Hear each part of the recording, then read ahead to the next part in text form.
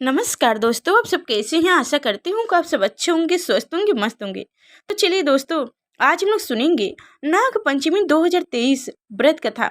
नाग पंचमी के दिन पूजा के दौरान जरूर सुने ये व्रत कथा। धार्मिक मान्यताओं के अनुसार नाग पंचमी का लाभ व्रती को तभी प्राप्त होता है जब वह नाग पंचमी की व्रत कथा को पढ़ते हैं या सुनते हैं। इसलिए नाग पंचमी के दिन इस कथा को अवश्य सुनिए। यानी 21 अगस्त 2023 को देश भर में नाग पंचमी का त्यौहार मनाया जा रहा है। हिंदू पंचांग के अनुसार प्रत्येक वर्ष सावन माह की शुक्ल पक्ष की पंचमी तिथि को नाग पंचमी का पर्व मनाया जाता है।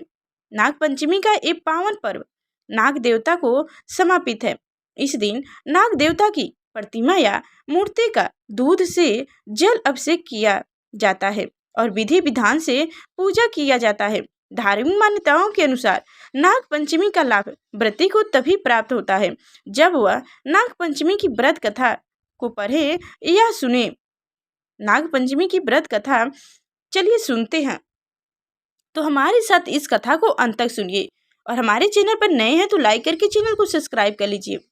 एक बार किसी गांव में एक किसान रहता था। किसान के एक बेटे और दो बेटे थे।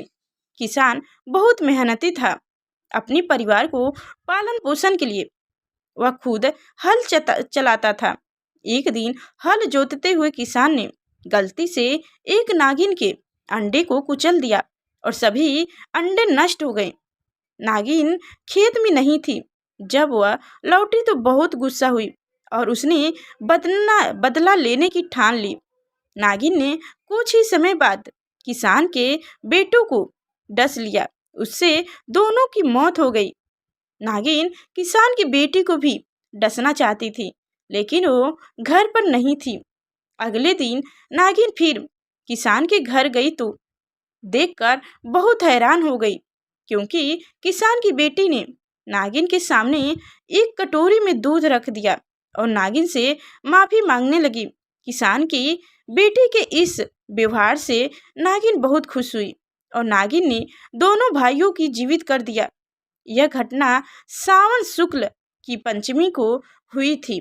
यही कारण है कि इस दिन नाग की पूजा की जाती है। नाग पंचमी के बारे में आप कितना जानते हैं? 1 मिनट में खुद को परखें।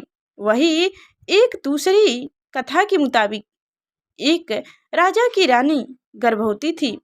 उसने राजा से जंगल के फल लेने की इच्छा बताई। राजा वन से करेले तोड़ने लगे। तभी वहां नाग देवता आ गए और कहा कि तुमने मेरी आज्ञा के बिना करेली क्यों तोड़ी? राजा ने क्षमा मांगी लेकिन नाग देवता ने एक ना सुनी। राजा ने नाग देवता से कहा कि मैंने रानी को वचन दिया है, इसलिए वो करेला को घर ले जाना चाहते हैं। नाग देवता ने कहा ठीक है, ले जाओ, लेकिन इसके बदले में तुम्हें अपनी पहली संतान मुझे देनी पड़ेगी। राजा को कुछ समझ में नहीं आ रहा था कि वह क्या करे। राजा ने वचन दे दिया और घर आ गया। घर आकर राजा ने रानी को सारी बात बताई। रानी ने एक बेटा और एक बेटी को जन्म दिया। कुछ ही दिनों में नाग राजा घर पर संतान लेने पहुंच गए। राजा ने कहा कि पहली संतान लड़की हुई थी। लड़की के मुंडन के बाद आना, तभी दूंगा। राजा की बात मानकर नाग वहां से चल गए। नाग फिर आए। राजा ने नाग को कहा कि शादी के बाद आना, लेकिन नाग ने सोचा कि शादी के बाद तो पिता का पुत्री पर कोई अधिकार नहीं रहता। इसलिए नाग ने लड़की को उठा ले जाने की योजना बताई।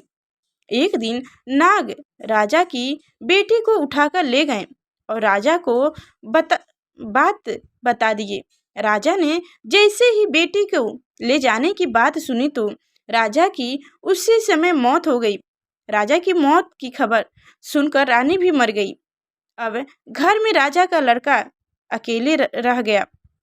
राजा के बेटे को उसने रिश्तेदार ने लूट लिया और भिखारन बना दिया। राजा का बेटा भीख मांगने लगा। एक दिन भीख मांगते हुए राजा का लड़का नाग के घर पहुंचा तो उसकी बहन ने उसे पहचान लिया और फिर दोनों भाई बहन प्रेम पूर्वक रहने लगे। तभी से यह त्योहार नाग पंचमी मनाया जाता है। तो दोस्तों, ये थी कथा नाग पंचमी की। तो हमारी कथाएं कैसी लगी कमेंट में अवश्य बताएं, और अभी तक हमारे चैनल को सब्सक्राइब नहीं किया तो सब्सक्राइब करके बेल आइकन की घंटी दबा दें, ताकि आगे जो मैं व्रत कथा, व्रत विधि और ऐसी कथाएं लेकर आऊँ तो सबसे पहले आप तक पहुँचे।